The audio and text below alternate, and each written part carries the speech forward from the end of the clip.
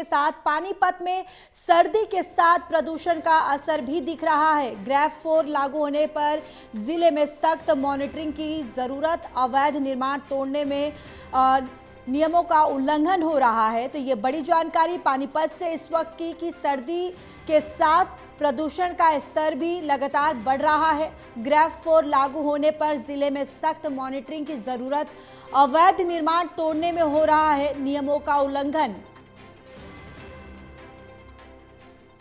तो पानीपत से इस वक्त की ये बड़ी खबर, सर्दी के साथ साथ प्रदूषण का असर भी दिख रहा है, जहां ग्रेफ 4 लागू होने पर जिले में मॉनिटरिंग सख्त जरूरत है।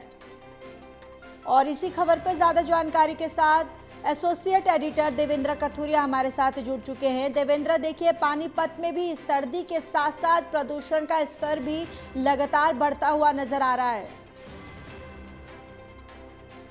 ज्योति, देखिए सर्दी का असर तो कई दिनों से है ही। सर्दी के अलावा अब सिर्फ प्रदूषण का असर नजर आ रहा है, तो डबल अटैक हो गए। सर्दी से तो लोग घरों में डूब के रहते हैं क्योंकि सर्दी ज्यादा होगी, आसपास पहाड़ों पे बर्फबारी हो रही है जी। लेकिन सर्दी के साथ गुरुग्राम या दिल्ली एनसीआर के नाम कुछ असर पानीपत में दिख रहा है।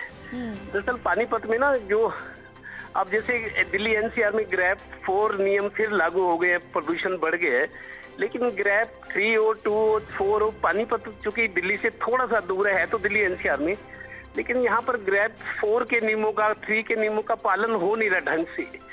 मॉनिटरिंग नहीं होती। हम निर्माण कार्य जैसे बंद हो जाने चाहिए लेकिन नहीं हो रहे, निर्माण चल रहे हैं, डेमोलिशन, निर्माण तोड़ा जा रहा है। उसके अलावा आग तो अब नहीं जलाई जाती ज्यादा, लेकिन सफाई, डस्ट, धूल उड़ती है सड़कों पे, सफाई प्रॉपर ना होने के कारण इसी वजह से परेशानियां बढ़ी हुई हैं।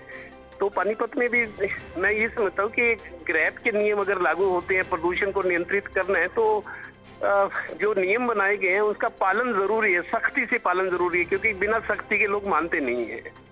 जी बिल्कुल, क्योंकि देखिए कई जगह पर अवैध निर्माण तोड़ने में जो नियमों का उल्लंघन भी किया जा रहा है।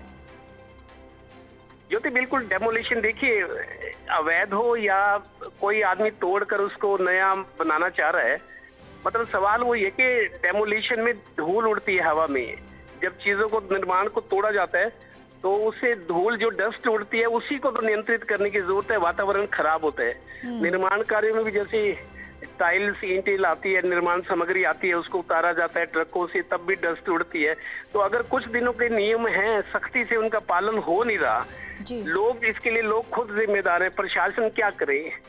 प्रशासन को तो लोगों का सहयोग चाहिए, लेकिन लोग अपने स्वार्थ में इन नियमों का उल्लंघन करते हैं। लेकिन उनको ये भी सोचना चाहिए कि उनके बच्चों ने भी इसी, उनके परिवार ने भी इसी हवा में सांस लेना है। हवा तो सबके लिए एक जैसी है ना। जी बिल्कुल। तो जो लोग नहीं मानते, अपनी आदतों से बाज नहीं आते, वायलेशन करते हैं, जानबूझकर कानून का मजाक उड़ाते हैं, उनके खिलाफ सख्ती करना जरूरी है। बिल्कुल। चलिए देवेंद्र, तमाम जानकारी के लिए धन्यवाद।